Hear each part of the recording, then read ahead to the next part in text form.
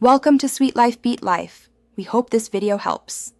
You will start by confirming the essentials and then create the app.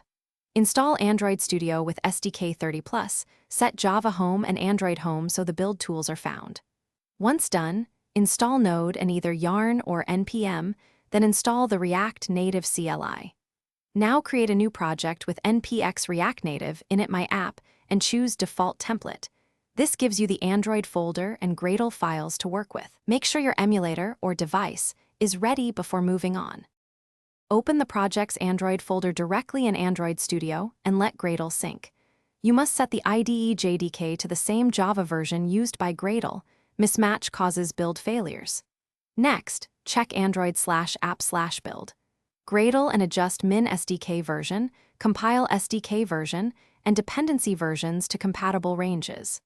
Once synced, enable Android X and Jetafire if needed, and confirm emulator target API matches, compile SDK.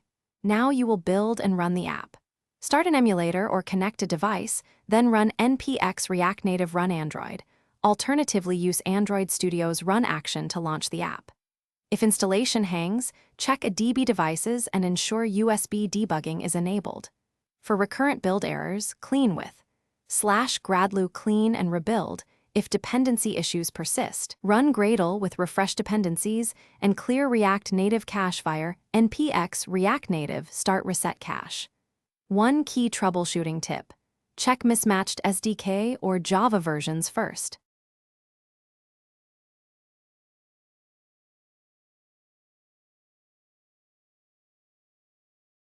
Thanks for watching. Consider subscribing if we helped you.